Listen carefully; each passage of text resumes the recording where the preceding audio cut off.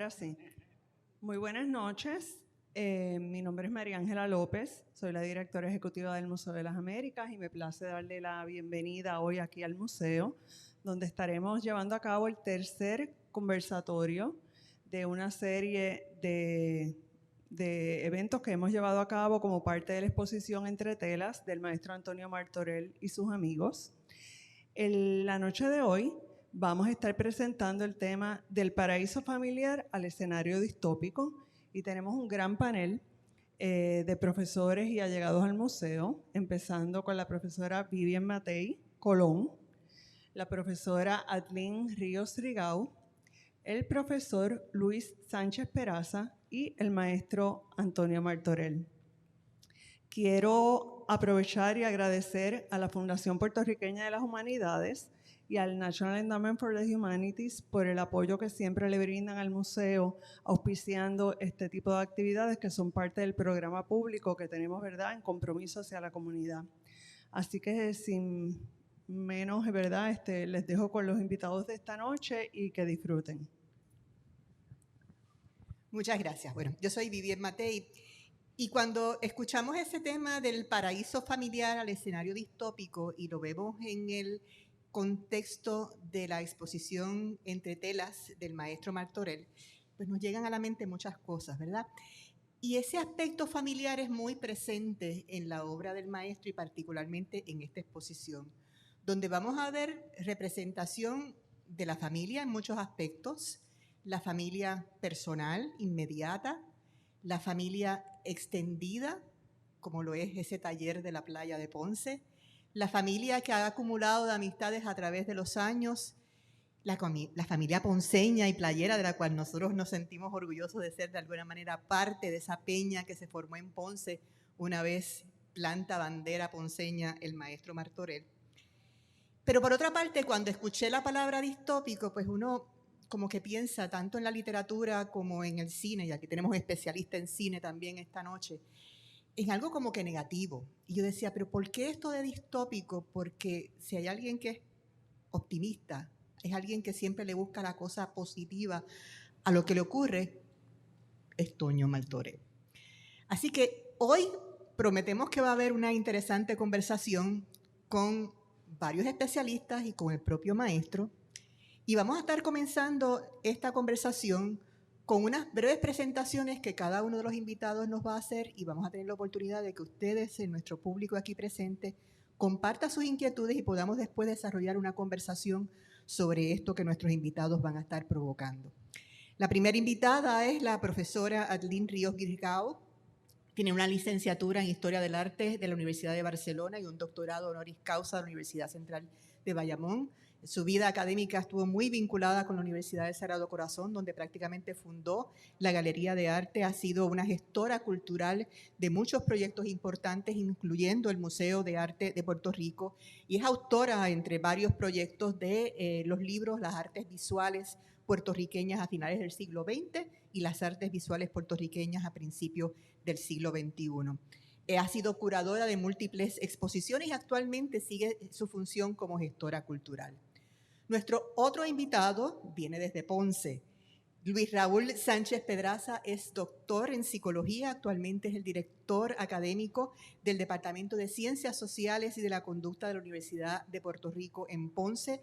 Posee un doctorado en psicología clínica de la Universidad de Puerto Rico, recinto de Río Piedras. Ha hecho varias publicaciones a nivel internacional sobre temas de interés, en los que se incluye el tema de la investigación sobre el servicio comunitario, el cine, la educación universitaria y una pléyade de otros aspectos más. Así que sin más preámbulos, vamos a escucharlo, pero no he presentado el tercer invitado, que es el maestro Martorell, y ese no necesita mucha presentación y vamos a tener la oportunidad de escucharlo ahorita. Vamos a comenzar con la profesora Ríos Rigau, que nos tiene una presentación.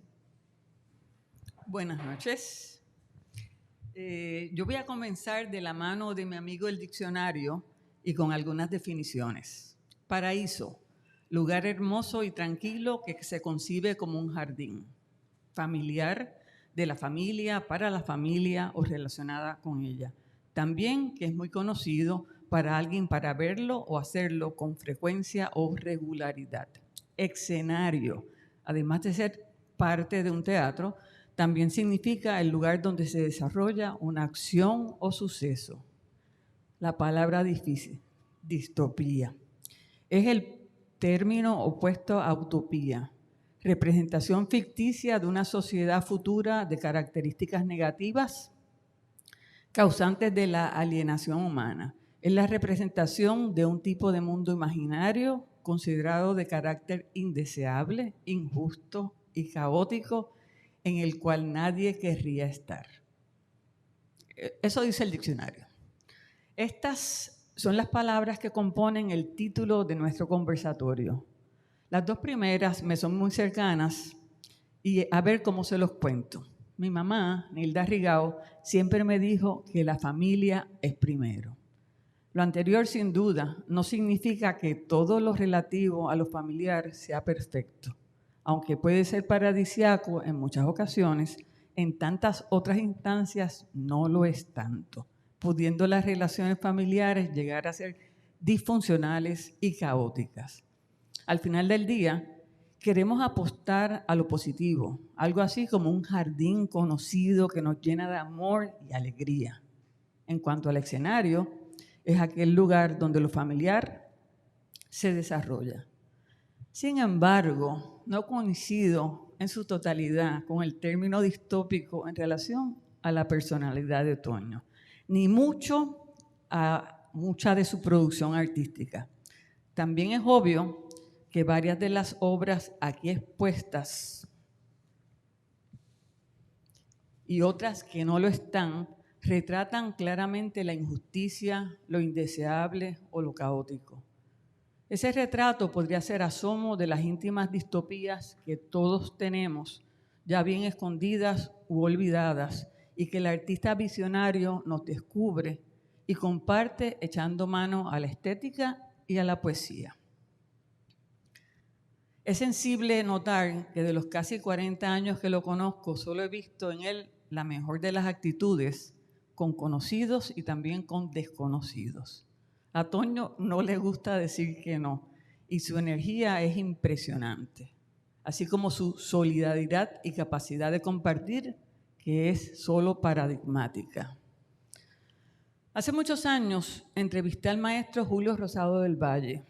Entre las cosas que aprendí, recuerdo el relato de su proceso creativo. Me contó que se levantaba bien temprano, cerca de las 5 de la madrugada, se tomaba un poquito de café puya y procedía al taller, ya bien a dibujar, pintar, grabar o trabajar una que otra escultura pequeña. Sin embargo, aquellos días que por alguna razón tenía que salir a alguna diligencia ineludible, al llegar a su casa estaba de tan mal humor que no había quien le bebiera el caldo. Me contó que su proceso era puro y absoluto trabajo con quizás una pizca de inspiración.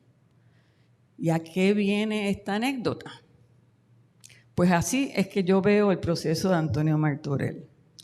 Un artista que, salvo los días de compromisos, lo único que hace es trabajar y trabajar y trabajar, solo y con sus amigos, en una camaradería envidiable, que probablemente no haya sido la tónica de los talleres ni de Donatello, ni de Rubens, ni de Rodin, ni de Jeff Koons, entre tantos otros. Estoy segura que en el taller de Martorell en la playa de Ponce se divierten mucho más. De los primeros retratos de familia en la historia del arte, sin duda sobresalen los retratos de carácter religioso, tales como las representaciones de la Sagrada Familia, realizadas por Giotto, Rafael, El Greco y Murillo, entre tantos otros. Luego encontramos obras que rompieron con la tradición cristiana y encontramos ya el famoso retrato del matrimonio Arnolfini de Van Eyck, así como representaciones monárquicas tales como las Meninas de Velázquez o la familia de Carlos IV de Goya. En épocas más recientes, artistas como Manet, Monet, Renoir, Degas, Sorolla y tantos otros retrataron a sus propias familias y a otras de la burguesía de su época. Ya en pleno siglo XX, el estilo del retrato familiar se diversificó con obras de Matisse, Picasso y Frida Kahlo, entre otros. En la actualidad y en Puerto Rico no existe artista que haya dedicado una gran parte de su obra a la familia y a los amigos como Antonio Martorell. De eso no nos cabe duda.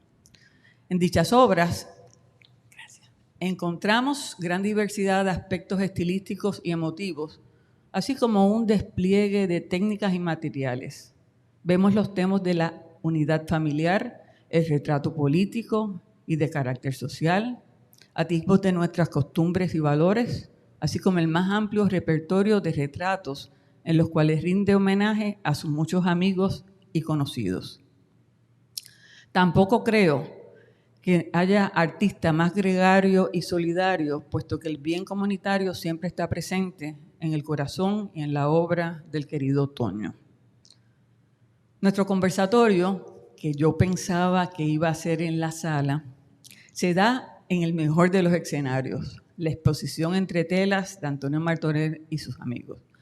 La misma consta de 75 obras que datan desde el 2017 al 2021, todas ellas realizadas sobre telas, brocados, alfombras y felpas, a excepción de los objetos e instalaciones.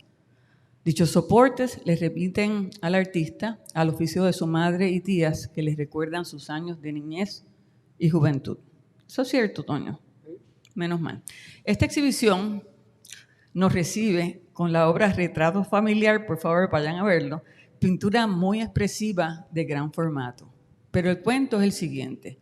Un día, Toño me llamó y me dijo: Atlín, necesito que vengas pronto a verme a Ponce.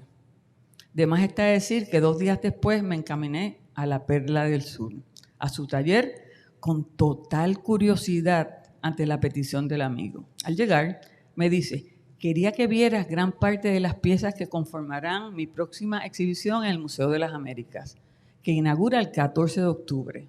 Resultaba que ese era el día de mi cumpleaños, 70, por lo que la celebración empezaría en grande. Entonces Toño procedió a darme el recorrido por el taller, donde como en un laberinto mágico iba descubriendo poco a poco obras maravillosas. Al final del camino apareció ante mí esa obra de gran formato que ustedes no vieron al entrar, pero que pueden ver a esa sala. Mi sorpresa fue inimaginable y quedé con la boca abierta y casi sin aire en mis pulmones. Y se preguntarán ustedes por qué. Pues porque la obra era una apropiación muy personal que nuestro artista hizo del retrato de la familia Rigau y de mis abuelos Herminia y Juan, así como de mis tíos Alberto, Marcos, Gabriel, Carlos Juan, Daniel, Carmen Margarita y de mi mamá Nilda. Cuando logré hablar, le pregunté cómo sabía de esa foto, a lo que me contestó que Humberto Figueroa, aquí presente, la había visto en la internet y se la imprimió por si le era de interés. Para Martorell, con su genio y figura, el retrato de mi familia solo fue un punto de partida, ya que él transformó creativamente elementos arquitectónicos y compositivos de la foto original en otros, productos de su imaginación que convierten la obra en una muy especial. Tendríamos que preguntarnos, y por qué no preguntarle al artista, la razón por la cual el tema familiar en su obra es tan importante. Quisiéramos también saber la razón del protagonismo del retrato, ya bien personal o grupal. ¿Será que la insistencia en crear retratos familiares sea una forma de enfrentar alguna distopía personal? Eso era una pregunta. Si algo de ello es cierto, más cierto es que haciéndolos nos acerca a tantas otras verdades que todos tenemos, algunas presentes y otras casi olvidadas. Indudablemente, el acierto, además del contenido, es la forma donde prima, sobre todo, la estética. Siguiendo el recorrido de esta sala que no estamos, no pueden dejar y no me puede dejar de impresionar el conjunto de obras titulado 11. La misma está basada en el libro de Arcadio Díaz Quiñones, 11 tesis sobre un crimen de 1899, que narra la historia de Rafael Ortiz, un joven de Caguas acusado de asesinato y enviado a cárcel en Estados Unidos. Si el tema es dramático, aún es más espectacular la interpretación de Martorell, la cual es un despliegue de fuertes contrastes de luces y sombras que iluminan y o esconden el rostro y angustia del hombre retratado. Este trágico retrato y relato histórico, aquí ilustrado por Toño, es clara y absolutamente distópico a mi manera de ver. Invito después a que sigan ese recorrido por la sala y vean el video que sigue próximamente. El mismo es muy pertinente porque enriquece la muestra y explica con claridad el proceso del artista y nos regala adentrarnos en su trabajo, así como apreciar la alegría del artista para quien trabajar siempre es gozar. Otras obras tales como El muro mortal y 13 coronas para un virus son crónicas de muertes y enfermedades que ilustran fehacientemente el interés y preocupación de Martorell frente al mortal virus y otras vicisitudes de la cotidianidad. Estas obras son sin duda ejemplos de lo indeseable, de lo terrible, de lo injusto o simplemente de la palabrita que estamos trabajando, de lo distópico. Y por supuesto, para ello, el vehículo ideal es el arte. Siguen retratos y más retratos en blanco y negro y en colores, en pequeño, mediano y gran formato. Me encantaron los de sus hijos y muy particularmente el de Tinti de Ya, matriarca de Casa Pueblo. Este último es una joya que combina un bello retrato de la mujer con un majestuoso paisaje de montañas que parecen tener vida propia. Totalmente encantador es el retrato de su gran amiga Rosa Luisa Márquez y el de su esposo Miguel Villafañe. No dejen por favor de ver el espectacular autorretrato del artista, quien mira fijamente al espectador desde y sobre las texturas de una estilizada alfombra. Mi pared favorita es la de los camafeos, en la cual una plétora de retratos en tondos y óvalos muestran una selección de sus compañeros de taller y amigos. La captación de las diversas personalidades lucen como una gran fiesta social. Culmina la muestra un objeto confeccionado de una sombrilla rota de su patio en la playa de Ponce, que fue cosida y pintada, la cual como colorido carrusel da vueltas acompañada de una música festiva. Ojalá el maestro nos regalara con su gran dominio escénico y la pusiera a girar para nuestro deleite. Así seremos testigos del placer con el que Toño emprende todos sus proyectos y que generan placer en la mirada del otro. La mirada en el arte ha de ser expresiva, mirada que por supuesto comienza en el artista y que procede de una necesidad imperiosa de expresarse y de compartir. Esa mirada en el arte, la cual pasa por el curador y luego por el crítico, nunca es más importante que cuando llega al espectador para finalmente concluir el proceso comunicativo que llamamos arte. En un mundo estético ideal, la mirada del observador será receptiva, participatoria, introspectiva, apreciativa y celebratoria. De esa manera se cierra el siglo de la comunicación y se habrá realizado exitosamente un diálogo visual. Entonces, ¿cómo ha sido la mirada de ustedes en esta exposición? Mirando retratos familiares, retratos individuales, temas históricos, ambientales, la mortalidad, la enfermedad. Esa mirada ha podido recibir la intención personal del artista para comunicarse con nosotros. Y en dicho proceso, por supuesto, hay obras que nos gustan más y nos hacen sentir seguros, al igual que hay otras que por su temática y concepto nos crean sentimientos opuestos. Una apreciación no es mejor ni peor que la otra. Solo son destellos de paraísos, así como de escenarios distópicos muy personales e íntimos que el artista comparte con su público. Termino con cierta duda de cuánto de paraíso o de distopía presenta esta exposición. Toda moneda disfruta de ambas caras, todo en la vida presenta luces y sombras, y como todo buen arte, lo relevante es la expresividad, técnica y calidad de la obra, independientemente de que la temática sea de carácter agradable, bello, armonioso, irritante, inquietante, cruel, violento o simplemente banal. Lo que sí tengo meridianamente claro es que Entre Telas nos muestra y corrobora una vez más la genialidad de un hombre que disfruta trabajando y que con su obra nos pone a disfrutar a todos. Después de todo, la búsqueda y obtención de la fruición estética es a lo que aspiramos todos los amantes del arte. Así que, maestro, muchas gracias. Antes de pasar al doctor Sánchez Peraza, una reacción del maestro a las palabras de la profesora. Con el micrófono en la mano.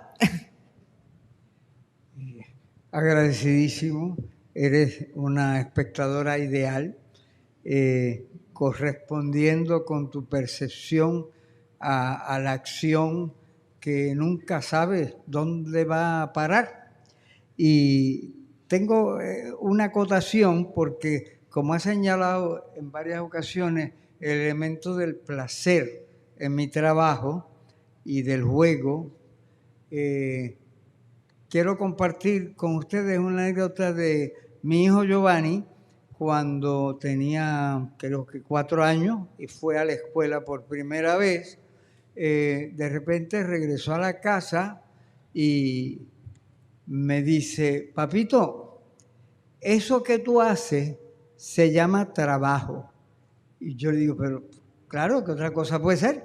Me dice: no, es que en la escuela me preguntaron que qué hacía mi papá y yo les decía que pues jugar. Y yo me percaté de inmediato, ¿por qué? Porque yo tenía mi mesa de dibujo al lado de la de él, infinitamente más pequeña, ¿verdad? Y él dibujaba y yo dibujaba, o yo diseñaba y él diseñaba, ¿verdad?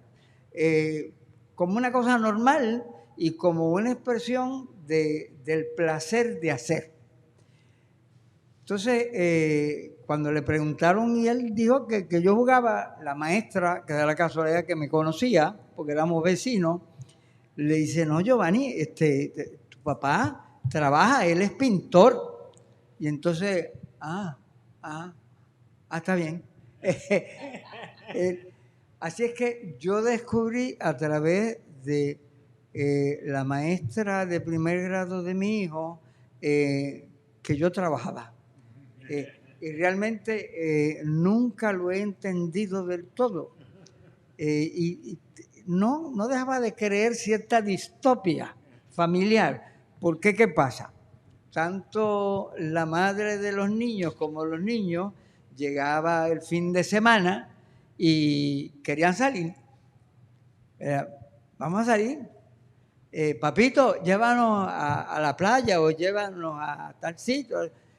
Y yo me resistía con una crueldad que luego me percaté de ella. Hasta que me convencían, más bien me alaban, me lo imponían de un modo u otro. Una vez salía, gozaba también, pero siempre con las ganas de regresar al taller a seguir jugando. Creo que eso viene al caso por tus comentarios del placer de hacer y el hecho de que tiene sus aspectos también negativos, porque si toda la sociedad trabajara jugando, pues yo creo que sería una sociedad mucho más feliz, pero no creo que funcionaría porque no todo trabajo se presta para el juego del modo que nosotros lo hacemos. Bueno, y estoy segura que eso es un excelente pie forzado para la presentación de nuestro psicólogo invitado, el doctor Luis Raúl Sánchez Peraza. Quiero comenzar por decir que me siento bien honrado de haber sido invitado porque la obra de Antonio Martorell me ha convocado de múltiples formas a lo largo de los años. Y en reacción, y como esto es un conversatorio, yo lo que quiero es presentarles a ustedes unos temas que nos invite a conversar y para reaccionar a la presentación de Atlin.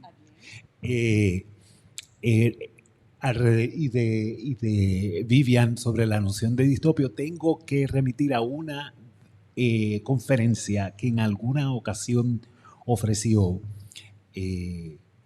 Antonio Martorell en un coloquio psicoanalítico que fue en la Universidad del Sagrado Corazón, y jugaba con la palabra anestesia.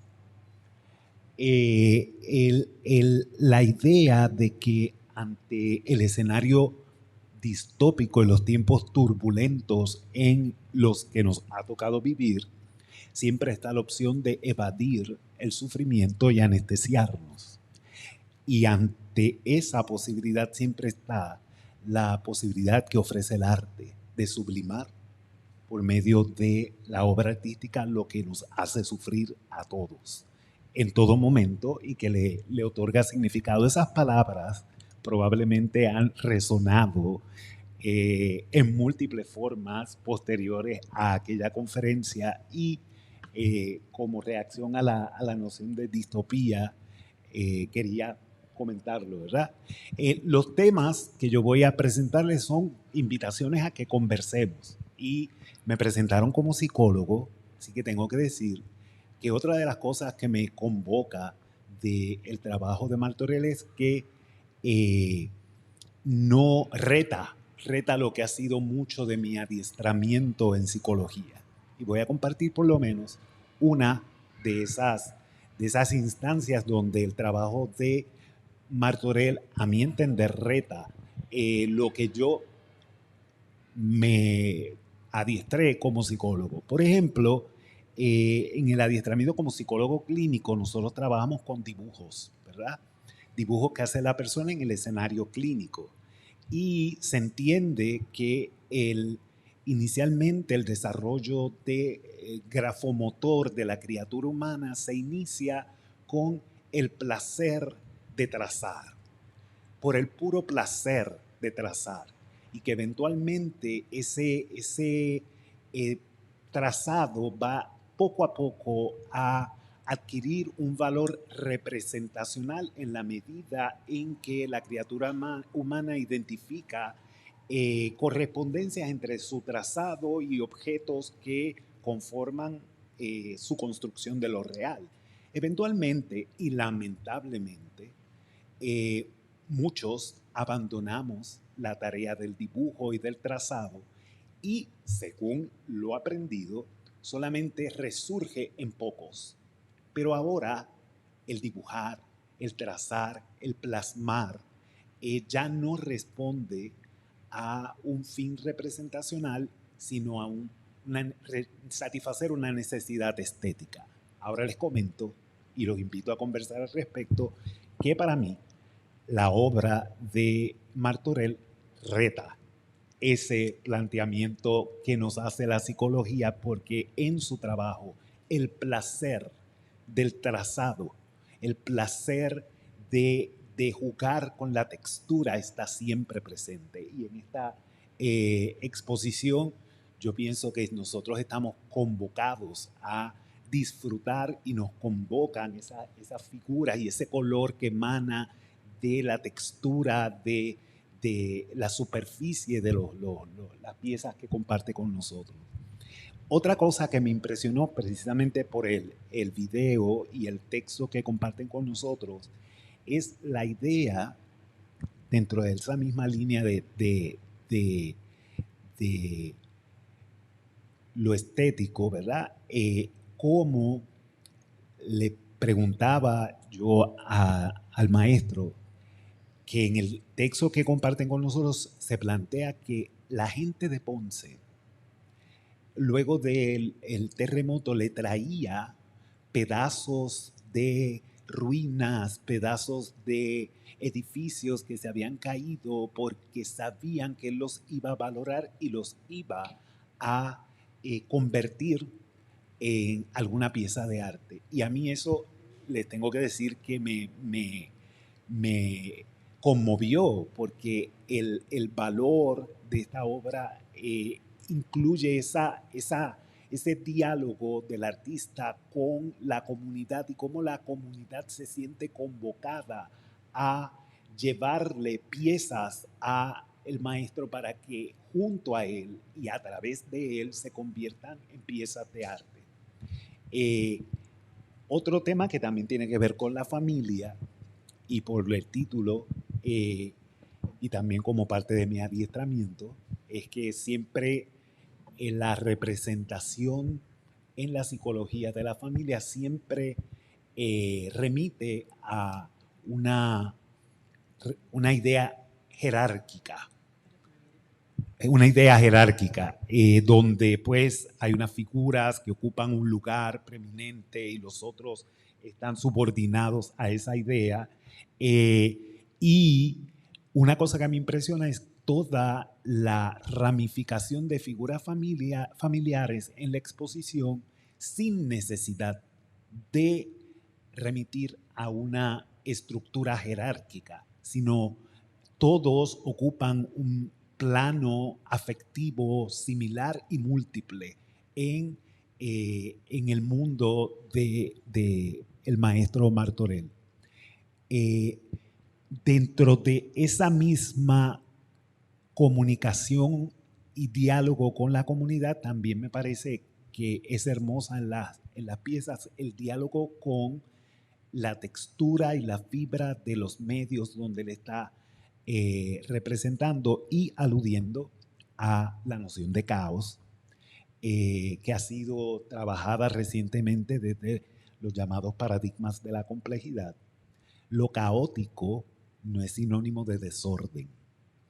Lo caótico supone que para aproximarnos a la complejidad que nos ha tocado vivir, no tenemos que descomponer la naturaleza en unidades simples para entenderlas de una forma lógica y coherente, que nos podemos aproximar a lo complejo desde la complejidad.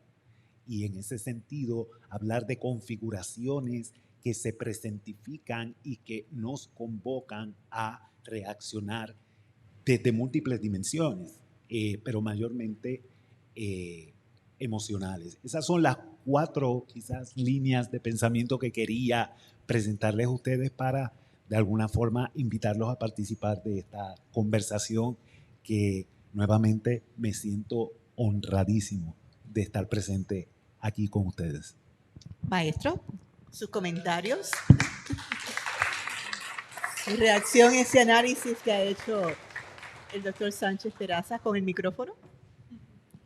Es que son muchísimas las posibles reacciones, tanto mías, y estoy seguro que cada cual en la audiencia tiene otras tantas, porque él ha lanzado ahí cantidad de temas a tratar. Por escoger uno, vamos a comenzar con lo que yo considero que es esencial en mi trabajo, que es el diálogo. Es el diálogo familiar, pero familiar entendiendo por familiar no solo la familia por lazos de sangre, sino la familia afectiva, la familia de la calle, el barrio, la ciudad, el país, el universo, todo, la familia como solidaridad frente al antagonismo y al abuso de autoridad, la familia como algo que es no una segunda naturaleza, sino una primerísima naturaleza demasiado olvidada. Y ese diálogo, y tengo que remontarme a cómo mi adiestramiento en el arte comenzó sobre todo como cartelista, no carterista, cartelista, que yo digo como Picasso, yo robo ideas, ¿verdad? Pero hasta ahí.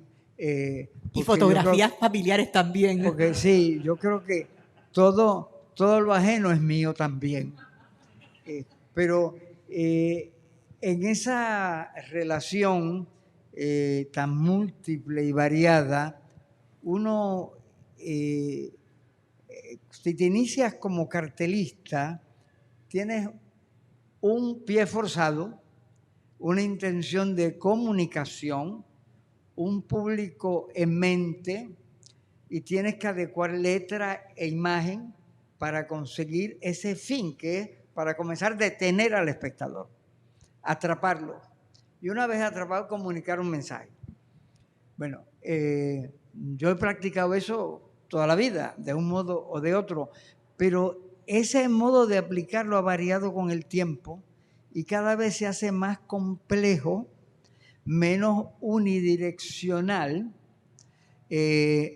más inclusive contradictorio, evadiendo no por intención, sino por la naturaleza del tiempo que pasa y uno cambia también, en una ausencia de certezas y un darle la bienvenida a eso que llama un poco el caos, que es las contradicciones, la búsqueda, más que la expresión de la verdad, la búsqueda o el encuentro o el tropezón con diversas verdades, muchas de ellas conflictivas, por supuesto, y pues en esa búsqueda o en esos encuentros uno se apoya, y aquí vamos a entrar en lo técnico, mi tratamiento de superficies diversas me posibilitan el hacer matérico y en superficie, en el encuentro entre la herramienta y la superficie, se dan cosas que no son para nada determinadas, o que pueden ser determinadas en inicio, pero que entonces se encuentran con el camino de la textura de la imagen. Entonces he encontrado un gran aliado en las telas, en las alfombras, en los tejidos, igual que en la fibra de la madera, o en otros materiales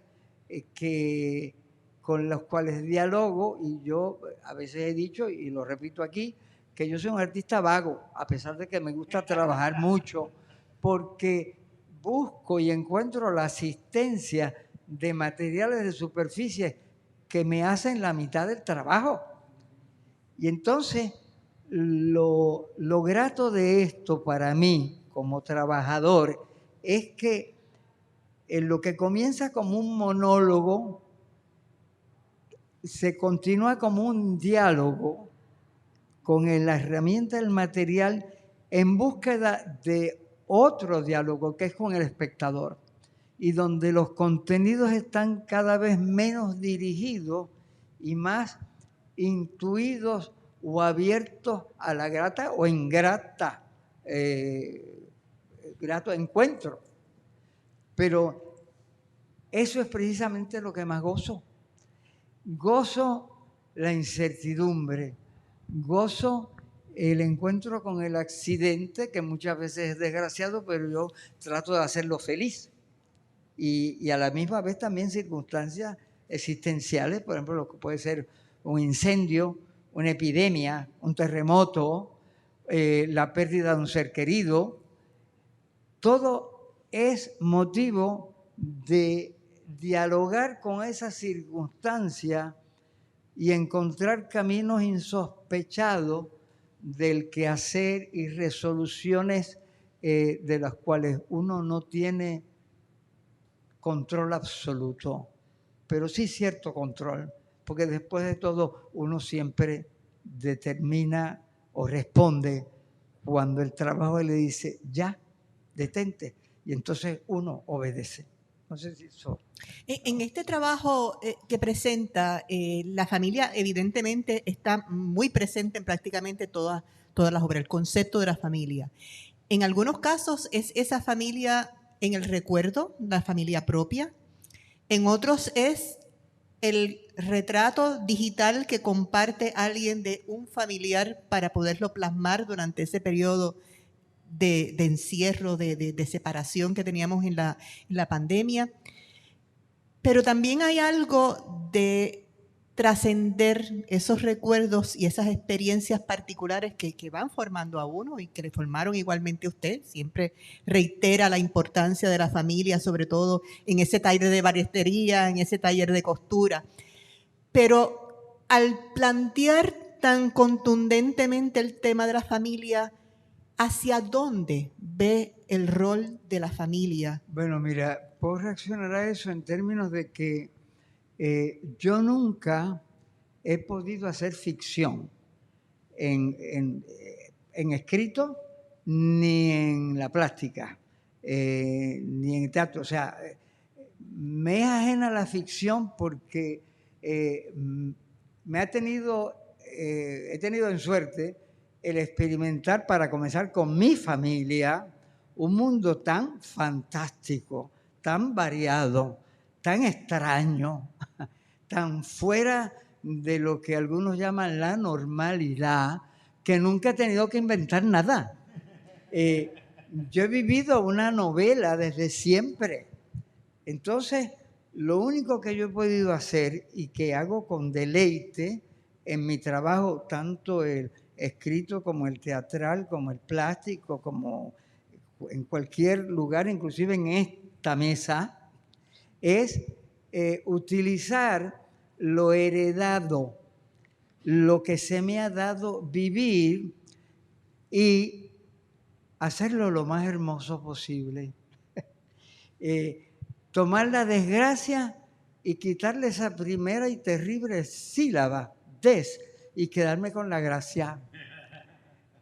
Y en eso quizás les debo a mi familia, que era una familia muy charlatana, muy de decir, de contar, de aderezar la experiencia y de convertirla siempre en algo fantástico. Recuerdo a mi tío Ulises. Mi tío Ulises era un personaje divino. Se casó como 5 veces, ¿verdad? Y entre cada matrimonio siempre recalaba en casa de mi madre. Y era un tipo muy divertido. Llegaba a veces a las 2 de la mañana, nos despertaba a todos sus sobrinos y a mi madre, y venía de un lugar fabuloso que existía en Villa Palmera abajo, llegando a la laguna, que se llamaba El Esquife, y era famoso por los pollos asados que hacían en El Esquife. Y él amanecido y humo, llegaba con esta bolsa llena de pollo asado, nos despertaba, nos sentaba en un círculo en la sala, prendía una lámpara de pie que había y decía: esta es la hora azul. La bombilla era amarilla, pero él la hacía azul. Esta es la hora azul. Entonces nos espetaba cada uno una presa de pollo en la boca y empezaba a hacer cuentos, los embustes más divinos que te puedas imaginar. Y nosotros con la boca abierta y el pollo entre los dientes, eso es cuando el relato era teatralizado dentro de la cotidianidad, pero había otros relatos que era cuando de niño. Entonces se le decía, no es como ahora que a los niños se les permite expresarse, no, y se les escucha, no. Entonces el decir era ley de que los niños hablan cuando las gallinas mean. Entonces no decíamos ni pío, pero oíamos todo lo que no debía oírse, escuchábamos detrás de las puertas, mirábamos por los ojos de la cerradura, no hablábamos, pero archivábamos. Y yo he archivado toda la vida. Vamos a invitar a los amigos que están aquí presentes, si alguno quiere hacer algún comentario, alguna pregunta, si tiene alguna duda relacionada con algo de lo que ha estado viendo en la exposición previamente, siéntanse en la libertad de compartirlo con nosotros. ¿Alguno quisiera hacerlo? Se pueden acercar, yo me puedo acercar a todos de ustedes, como prefieran. Y quisiera también saber si alguno de nuestros invitados también quiere reaccionar a lo que cada uno de ellos ha estado diciendo y lo que ha dicho el maestro. ¿Alguien nos invita a provocarnos? Están todos calladitos, muy tímidos. Bueno, pero saben que está abierto la oportunidad y simplemente usted nos hace una seña para que podamos conversar. Volviendo a lo de la distopía, has mencionado, maestro, que esa experiencia familiar personal estimuló mucho esa imaginación, le dio esa libertad que aunque no podía hablar, pero su mente podía correr y desarrollar ideas que eventualmente han ido formando todo su trabajo. En este momento histórico en que estamos viendo que muchas veces a quien está escuchando el niño no necesariamente es al tío creativo o al abuelo o al vecino, ¿cómo usted entiende que en estos momentos podemos estimular la creatividad a esos niños que probablemente le estamos dando todo a nivel de imágenes, le estamos dando todo a nivel de una interacción digital, le estamos dejando hablar más de lo que tal vez escuchan? ¿Usted ve esto de esta manera o esto es simplemente un prejuicio que a veces tenemos de nuestra realidad actual? Yo siento que la mejor educación es la educación en la libertad. Aunque a veces, ¿verdad? Mi educación no fue en absoluto en libertad, fue todo lo contrario, fue de represión. Y quizás por eso es que soy tan libertario, por no decir libertino, que también lo soy. Pero no sé, yo no soy bueno para dar consejos, porque yo cada vez que me da un consejo hago todo lo contrario. Pero mira, todos los niños son artistas, para comenzar. Eso es, lo sabemos los que hemos sido niños, los que hemos tenido hijos, o estudiantes, o sobrinos, o lo que sea. Todos los niños son artistas, todos los niños dibujan, todos los niños pueden cantar, bailar, actuar, porque tienen personajes, amiguitos imaginarios. Unos lo hacen mejor que otros, pero todos tienen la capacidad y la necesidad de hacerlo. ¿Qué es lo que pasa? La educación que recibimos es contrario a eso. Muestra de ello es que en las escuelas lo primero que hay cuando hay una crisis supuestamente económica, y esa la tenemos todo el tiempo aquí y ahora que es peor que nunca, lo primero que se corta es la enseñanza de las artes. Yo no creo que eso sea un accidente, ni una prioridad. Yo creo que es ya un mecanismo consciente de los gobiernos que se inclinan al totalitarismo, y el nuestro cada vez lo es más, para evitar la imaginación, la creatividad que siempre supone el cuestionamiento del poder. Todo arte es subversivo por naturaleza, porque hace de una cosa otra y a veces lo contrario de lo que es. Entonces, una educación en el arte es una preparación para la subversión activa, productiva y por lo tanto peligrosa. Así es que los gobiernos serán totalitarios, pero no son brutos. Son demasiado inteligentes y saben que eso es lo primero que hay que cortar. Por eso es que toda actividad cultural es positivamente peligrosa. ¿Y un comentario de la gestora cultural? Peligrosa, sí. Es peligrosa porque mientras más ignorantes nos mantengan a todos los niveles, más libertad tienen ellos de dirigirnos a lo que ellos quieren, y no siempre es el bien común.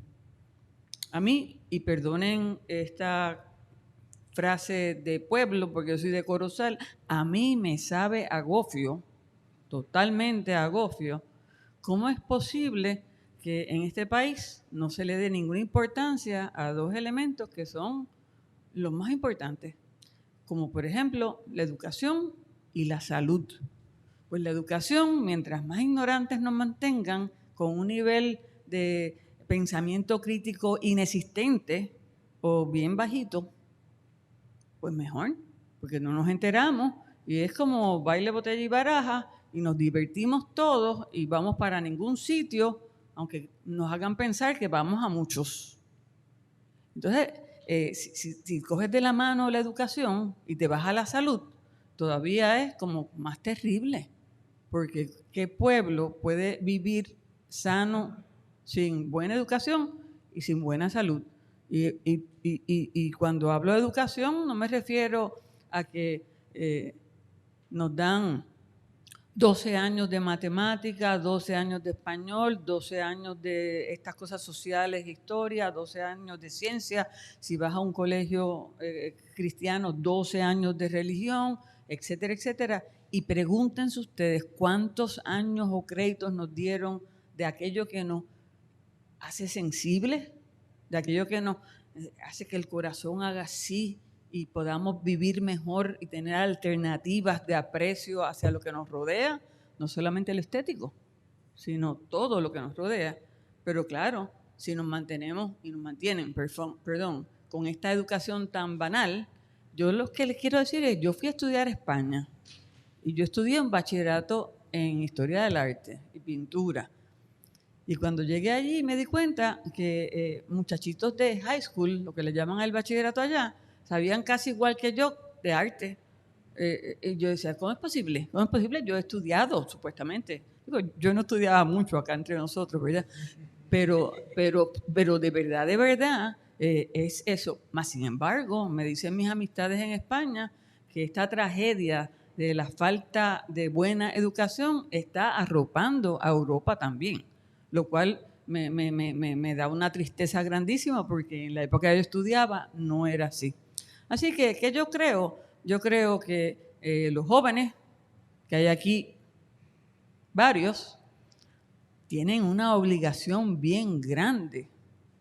Porque ya quizás algunos de nosotros hicimos lo que hicimos, pero los jóvenes deben de tomar en serio y ver cómo contribuyen de una manera bien, ¿verdad?, solidaria, y desde las distintas cosas que ustedes estudian y a lo que se dedican, tratar de echar para adelante este país, porque la verdad que nuestra generación le está dejando un país a ustedes bien trililí. Perdón, eso no es una manera correcta de decirlo. Un país medio triste.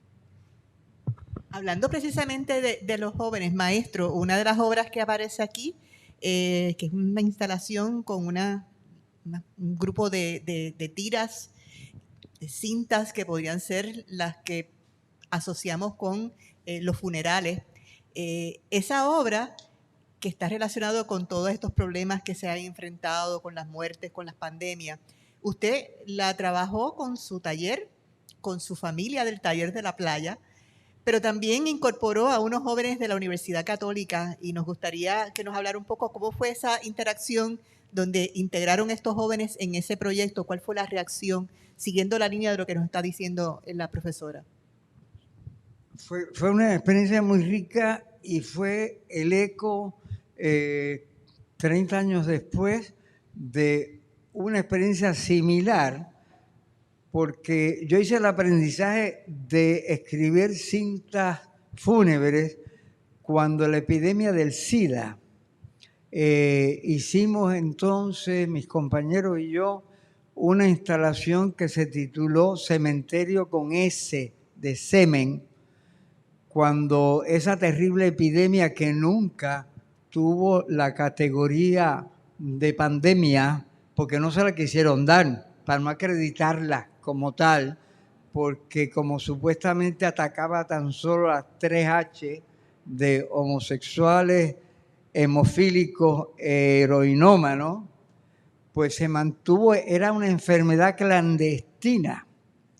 Y en el año, creo que fue el año 89, cuando estaba en apogeo esa epidemia, hicimos en el antiguo local del MAC, que era en la Universidad del Sagrado Corazón, en el espacio, un espacio maravilloso que teníamos allí, hice esa instalación y parte de la instalación eran unas tumbas que sobrevolaban como chiringas, y las tumbas fuimos con estudiantes del Colegio de Calley, donde yo era y soy todavía artista residente, de la Escuela de Artes Plásticas, donde era profesor entonces, y también estudiantes, creo que también del Sagrado Corazón. Fuimos a cementerios de Aibonito, Calley y San Juan a frotar las tumbas con papeles de chiringa y hacer chiringas que eran tumbas que volaban. Y las colas eran hechas de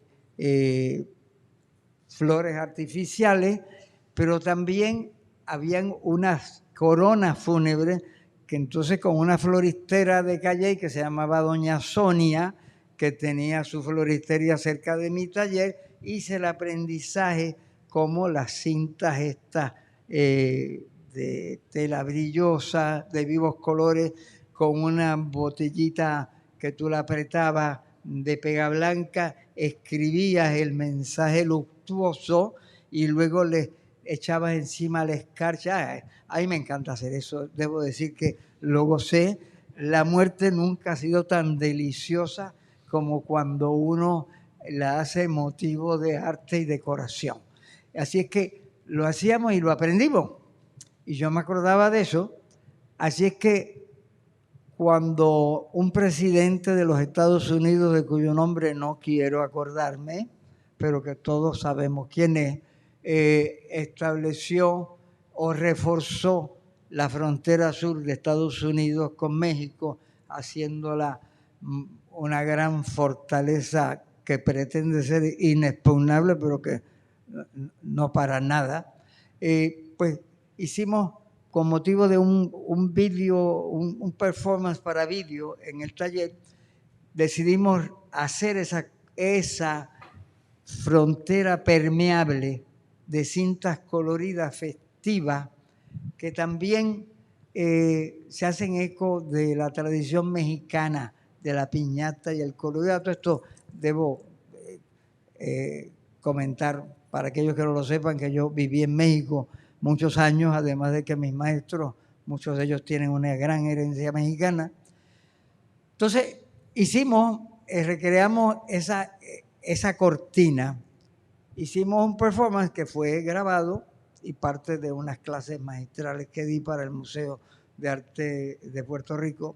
Así que cuando salto adelante a esta exposición y con la presencia ahora de la pandemia que es insoslayable, pues traje toda esa memoria del SIDA, de la pandemia que nunca alcanzó la categoría porque se le negó.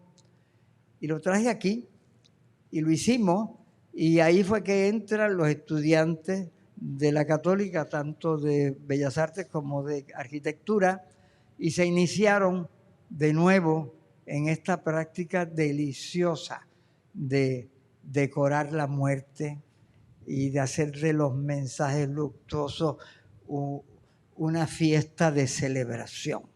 Y la celebración además que es una frontera perfectamente permeable, porque la penetramos y en el proceso de violar esa frontera, y a mí me encanta violar las fronteras de todo tipo. Yo creo que las fronteras son lo más antihumano del mundo. Yo creo que deben ser abolidas totalmente de todo tipo. Y aquí, cuando uno pasa esa frontera, tiene la felicidad de poderla atravesar, pero además uno queda con la huella plateada de la escarcha encima del cabello de los que lo tienen y de la ropa, y es otra cosa. Es algo que uno quizás no está consciente de ello, pero uno está realizando un acto liberador de avance, de adentrarse en lo desconocido. Y a mí me encanta eso. Me encanta, y quizá porque yo he aprendido ya en mis 60 años en el arte, que hacer arte no es, un artista no hace lo que sabe, un artista aprende haciendo. El acto artístico tiene como principio una voluntad, uno quiere hacer, y uno quizás tiene una idea de lo que quiere hacer, pero lo que lo hace maravilloso para el artista es no saber exactamente cómo lo va a hacer ni a dónde va a llegar. Es la aventura de la creación, como mi querido amigo Antonio Díaz Arroyo tituló el libro que le dedicó a mi trabajo en el editorial de la UPR, La aventura de la creación. Yo cuando él hizo eso, yo no estaba tan consciente de cuán él había dado en el blanco. o en el negro. Al decir eso, la aventura de la canción, yo no sabía que yo era tan aventurero. Yo siempre he pensado en mi persona como bastante tímido, pero he luchado toda mi vida en contra de la timidez y creo que algo he conseguido. Bueno, buenas noches. Yo lo que quisiera, ¿verdad?, un poco apuntar es, primero, aclarando el cementerio. Humberto Figueroa, un amigo del maestro y del taller, recuerdo que, aclarando, ¿verdad?, para los que tengan interés en continuar investigando sobre la obra de Martorell, Vida y Obra, el proyecto Cementerio hace talleres en la Universidad del Sagrado Corazón con el apoyo del MAC en su momento dado, pero como exhibición propiamente se presenta en el Arsenal de la Marina, en la sala este. Entonces, como proyecto de instalación total ya, ¿verdad?, con piso y velos, un portón en madera calada, etcétera. Pero sí lo que me interesa apuntar es a la parte de lo distópico aquí, porque hay varias obras que un poco apuntan a eso, y es que Martorell con la 11 tesis reconoce que se tiene que hacer imagen de una figura invisibilizada por la historia y que Arcadio y Gervasio García rescatan a través de este libro, y en cierta medida esa narrativa pictórica que lo lleva a él a hacer esos cuadros, se basan precisamente en un proyecto inconcluso que es el derecho que tenía un hombre puertorriqueño negro en Caguas de hacer alianza matrimonial con su novia, y cae preso precisamente porque es acusado de un crimen que es un acto de defensa para salvar el honor de esa mujer en ese Puerto Rico de ese momento dado. Entonces, ese proyecto de familia no se da hasta tanto después para ella y para él, cuando él finalmente sale y ella a su vez como logra darle continuidad a su vida, ¿verdad? En el caso de la pieza que alude a los números, a ese número final que determina la investigación, creo que de Harvard, sobre cuántos muertos realmente se dan en razón a la disfuncionalidad del gobierno por el paso del huracán María en Puerto Rico, pues evidentemente el gobernador de turno está en negación, el presidente de Estados Unidos está en negación, las entidades que se supone que apoyen la institucionalidad están en negación de la cantidad de muertos, y resulta ser que es un movimiento de pueblo, y que Toño desde esa serie recoge, tenemos una pieza aquí, pero parte de ese trabajo está en el taller puertorriqueño de Filadelfia hoy día. En cierta medida, ahí se apunta a cómo el pueblo, los gestores culturales en ese momento dado, y Martorell con este proyecto, tienen que salir adelante para afirmar que efectivamente la familia del pueblo puertorriqueño perdió tanto como casi 5,000 almas o vidas en razón a la incapacidad del gobierno de Puerto Rico para poder sostener toda la infraestructura para la gente poder sobrevivir en ese momento dado. Si ahí tenemos otro caso de distopia, ¿verdad?, en cierto sentido, entre otros, ¿verdad?, como están apuntados en los cuadros que en cierta medida responden a los resultados sobre la ciudad de Ponce después del terremoto, donde en uno aparece, ¿verdad?, el perfil de la catedral, cuando el sacerdote a cargo de la catedral de Ponce clamaba por su demolición, porque decía que aquello no sobrevivía, que había que tumbarla. Entonces, tiene que ser el pueblo y tiene que ser la presión de una comunidad comprometida con el patrimonio cultural la que tiene que insistir ante los que supuestamente representan la institucionalidad en el país para poder sostener eso que representa, ¿verdad?, un fundamento de una familia colectiva que responde a un culto religioso, la casa, ¿verdad?, de una comunidad en ese municipio. O sea que, en cierta medida, hay una, ¿verdad?, el arte permite, vamos a decir, el brillo y bajo el color y bajo las texturas que reconoce aquí el psicólogo, dar pantalla contra una realidad que realmente es una lucha día a día para sobrellevar las vidas y lo funcional en un país que efectivamente tiene que reconocerse como uno que trata de sobrevivir la fuerza del colonialismo por tantos años a la par, ¿verdad?, con lo que está sucediendo en Ucrania, porque si bien hay un canje de prisioneros, y para terminar, tenemos que remontarnos a la pieza del retrato de Albizu con sus hijas y su mujer en el Normandy, que Toño ve la imagen y se ve obligado a convertirlo en pintura, porque a la hora de la hora es desde el arte y desde la pintura que se afirma ese hecho tan terrible, que el proyecto de familia de don Pedro Albizu Campos también se frustra en razón a que sufre la persecución y la cárcel durante todo su proceso de vida como líder, ¿verdad?, de una corriente ideológica que tenía un apoyo increíble, ¿verdad?, en el Puerto Rico de su tiempo. Eso era. Déjame hacer una coda a ese comentario, Humberto.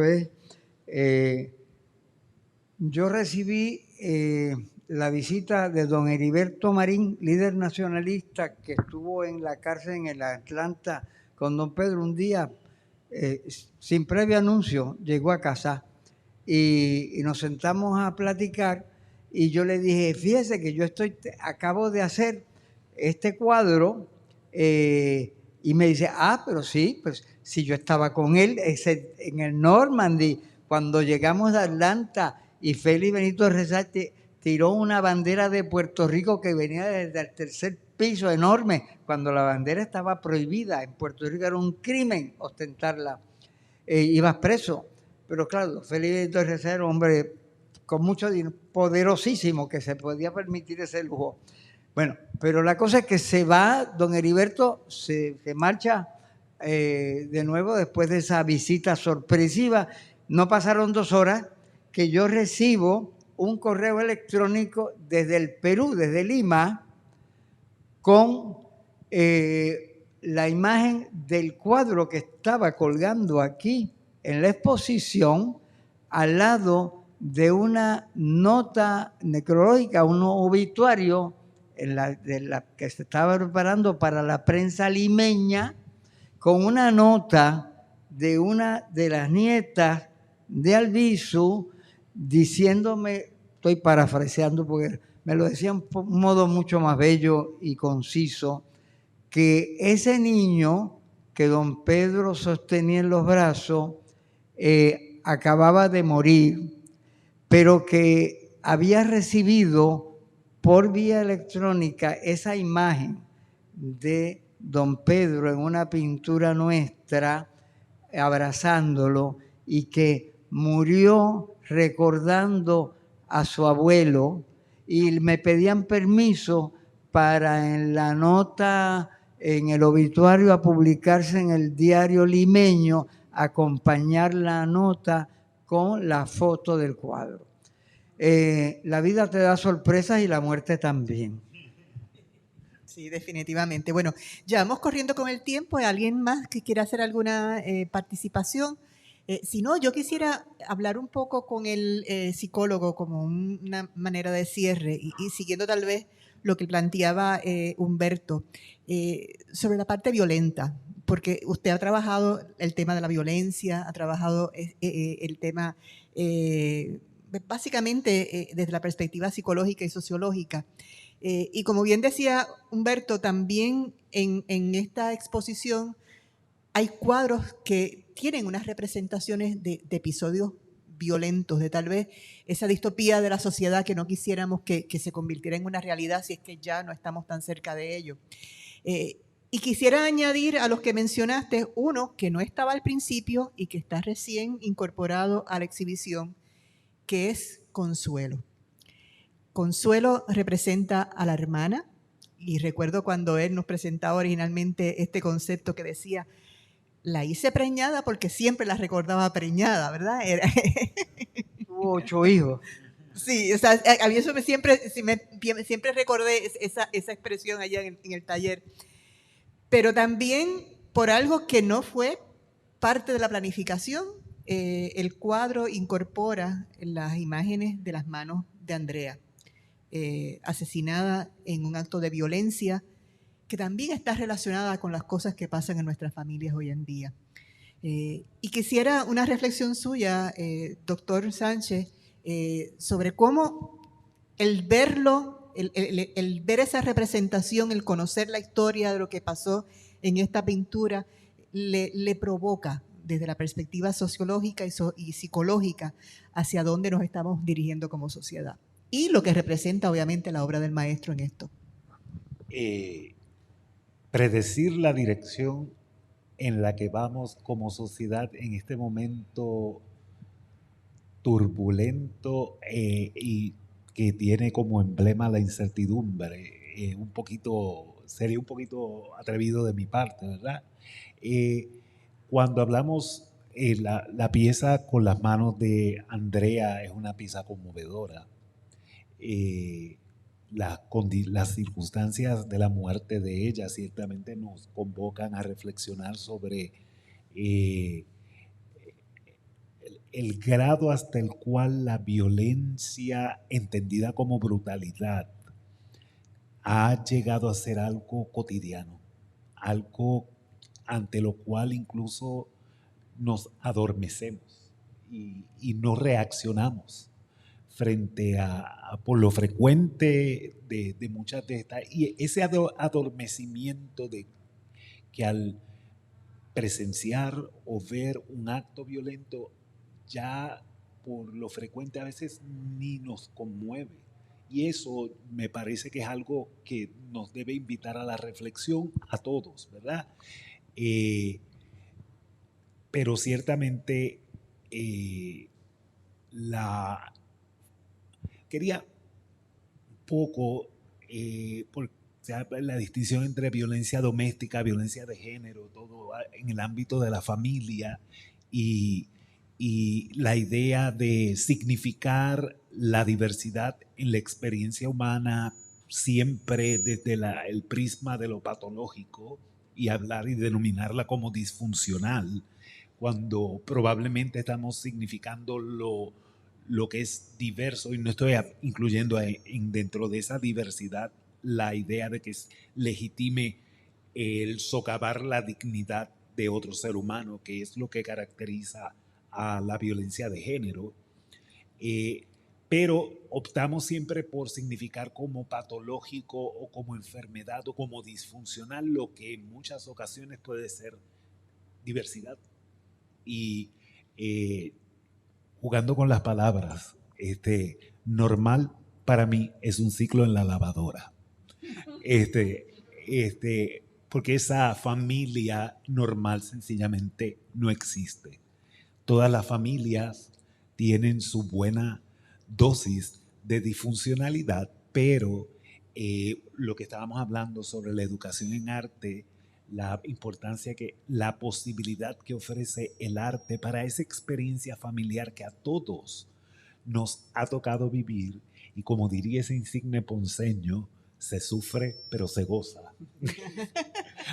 Me refiero a Héctor Lavoe, ¿verdad? Sufrimos la experiencia familiar, pero gozamos la experiencia familiar también. Y el arte nos ofrece la posibilidad de, para utilizar el término psicoanalítico, sublimar esa experiencia y convertirla en belleza. Profesora. Yo quería, creo que en lo que les leí decía que no sabía cuánto de paraíso y cuánto de distopía existía en esta exposición, pero en realidad lo que yo quise decir fue algo así como que aún los temas más escabrosos o distópicos, el maestro los salva por la estética, por el arte. El maestro los convierte de aquella cosa que hubiera sido tan terrible, que lo fue. La epidemia, el crimen, las muertes, la injusticia, etcétera, etcétera. Todo eso fue terrible. Pero la mano del artista, la creatividad del ser que hace que nosotros podamos ver, sentir, disfrutar, lo cambia todo de tal manera que yo veo esta exposición y pregunté, no sé cuánto de uno o del otro, porque en realidad para mí distopía no hay ninguna, porque todo es estética.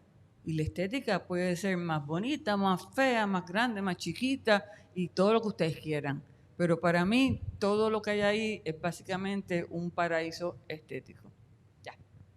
Bueno, ya sí, concluyendo, le quiero preguntar al maestro sobre una obra que es un poco distinta al resto de estos retratos de familia que hemos mencionado, y es Atacama, porque representa probablemente un nuevo proyecto que está en este momento en desarrollo, que hoy nos regala en la exposición una obra monumental, que también está relacionado con esto que hemos estado hablando de las distopías, ¿verdad? Hasta qué punto esta familia planetaria nosotros no la estamos cuidando como debemos estar cuidando. Así que me gustaría que para concluir nos hablara de este proyecto. Bueno,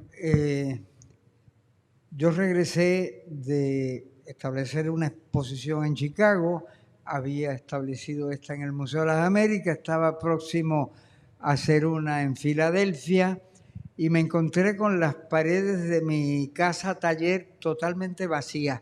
Y eso es una amenaza terrible a cualquier artista plástico.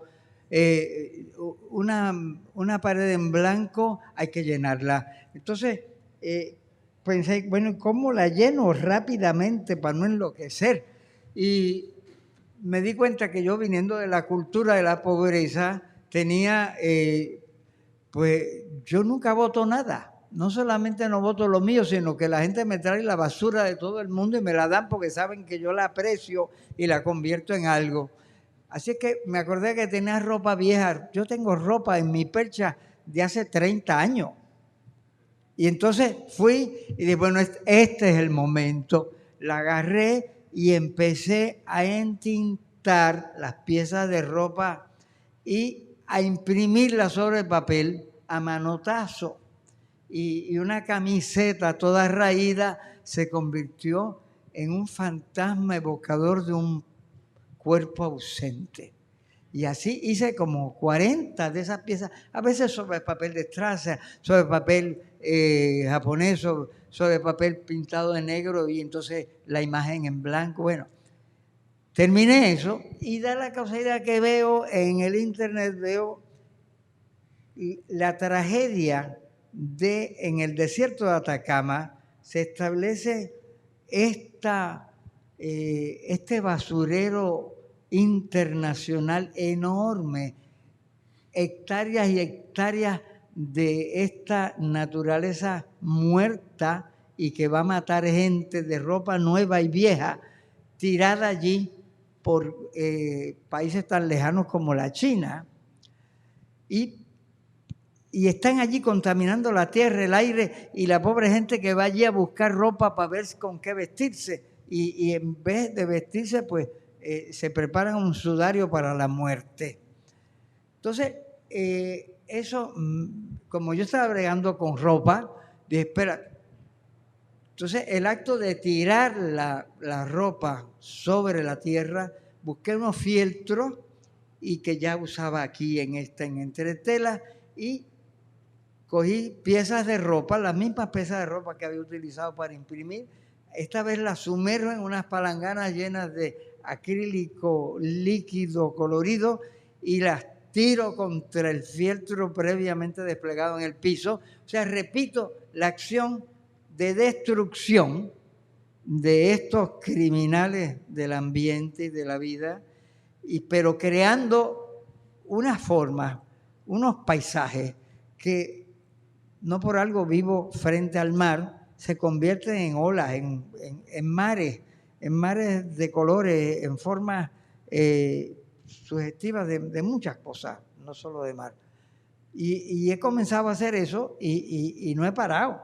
Y estoy siguiendo, y aquí traje una de esas piezas, las traje para cubrir el vacío que dejó el cuadro de Don Pedro y el Corsario del Rey, que entregué porque esta exposición se ha prolongado más de lo previsto, afortunadamente, porque me encanta estar en este museo tan querido por el mayor tiempo posible, pero que necesitaba cobrar esos cuadros. Así si no los entregaba, no los cobraba. Así es que lo cobré y traje una de esas piezas que hoy estuve precisamente en conversaciones que ya hay la posibilidad de exponer esas obras en el Museo de Arte de San Juan, quizás hacia fin de año. Así es que sí, los invito a pasar, si tienen el tiempo, a ver a Atacama número 13, porque ya he hecho 13 y quién sabe cuántos haré. Muy bien, es espectacular la obra. Bueno, amigos, se nos va acabando el tiempo por la noche de hoy. Agradecemos a todos los que nos han acompañado en la noche de hoy, al museo y los auspiciadores de esta actividad, y muy en especial a la profesora Atlín Ríos Rigao, al profesor Luis Raúl Sánchez Peraza y sobre todo al maestro Martorell. Yo soy Vivian Matei, que pasen buenas noches.